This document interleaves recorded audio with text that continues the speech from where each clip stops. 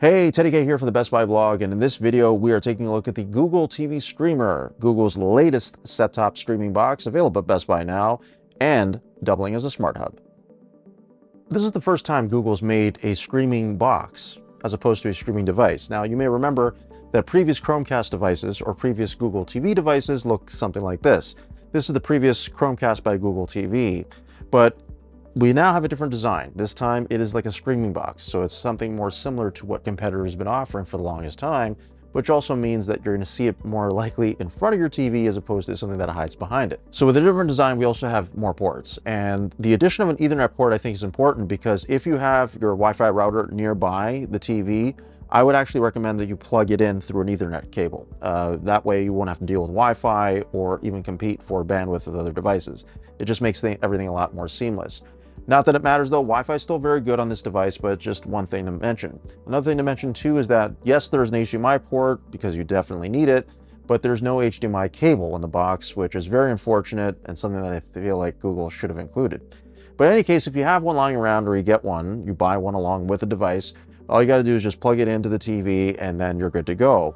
The setup process for this is going to be very, very similar to other previous Google TV or Chromecast devices. There is a Chromecast built in, which will just work on its own, so there's not much to set up there. But as far as everything else goes, the main thing you're gonna have to do is log in your Google account and use the Google Home app on your phone or tablet to actually run through the process.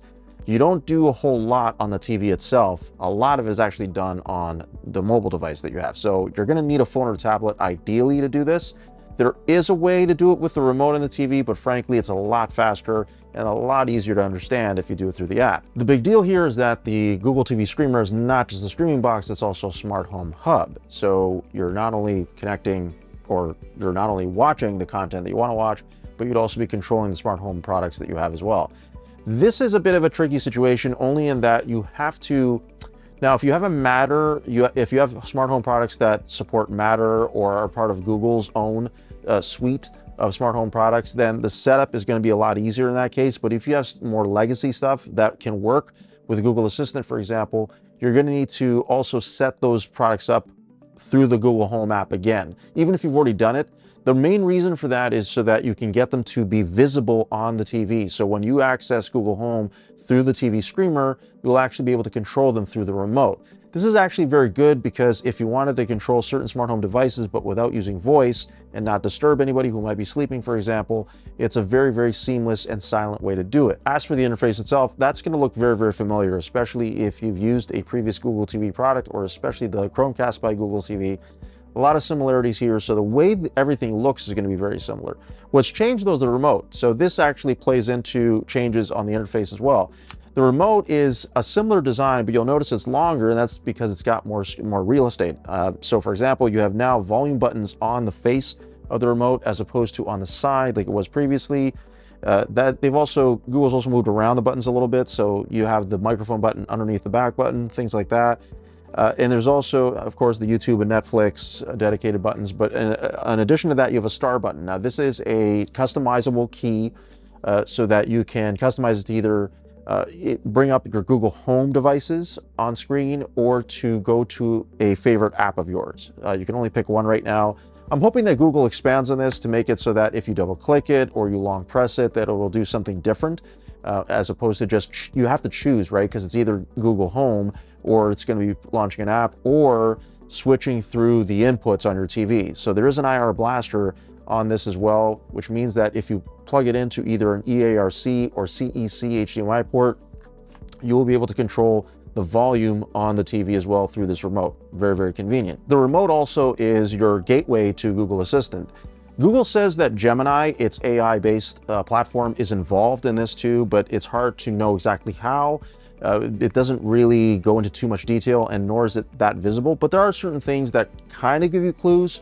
So for example, if you do a search for a specific title of a movie or an actor or anything like that, Gemini actually gives you more specific results and also related results to that.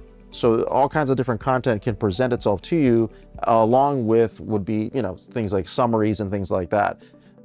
It's early days as of this review. It's very early, so I imagine Google will probably expand on this, but right now it's something that's fairly limited in scope. What I can tell you though are the limitations. So there are a bunch of limitations here. One of which is that this is not really a gaming platform. If you're thinking of getting a box like this to stream games and play them, I would highly recommend the NVIDIA Shield instead for that, because it's just more robust under the hood. The processing power of this is not that different really from the previous Chromecast by Google TV. So this is not, it's just not for gaming, full stop. You'll notice also there's a button on the back of the device, of the box itself. That box is actually to find this. So in case you misplace it, pressing that button makes this sound a chime so that you can figure out where it is in case you've misplaced it, whether it's caught between the cushions, wherever it is. So, but aside from that, that button doesn't really do anything. Also, the smart home hub part of the equation here is one that is perhaps not going to feel as intuitive when it comes to the setup. Once you have everything set up and laid out, and again, as I mentioned, Matter devices make this a lot easier because everything kind of just slots in. But if you're trying to integrate all kinds of stuff that you have from before, which you should if you have it, then it's one of those things where you have to sort of, even though you've connected, the Google Home app is showing you that you've connected your account, you're gonna have to relink those accounts again. Again, not too hard, it just requires that you log in, confirm, and that's it. Then you'll see that those devices will then be available and you can reassign them to certain rooms. In a sense, you're turning the device into your hub, which we've seen before with other products, but it makes it a lot simpler once you have it set up so that you can control whatever it is you want the way you want it. And that's basically it in a nutshell. This is a TV streamer that does one or two things really fairly well. You want to stream content, it has that. You want a smart home hub, something that you can really lock into either through remote or through voice, it's got that too. So it's very easy to use, very simple to understand. You can have multiple profiles so that you can share it with other family members and not have a cross section of content sort of getting in the way of anything like that. And you can also determine who has control of the smart home products more than someone else. That includes kids too. So if you want a kid's profile, you can have that here as well. And that's my review of the Google TV Streamer, available at Best Buy now. You can find out more about it by just clicking that link below. For the Best Buy blog, I'm Teddy K. Thanks for watching.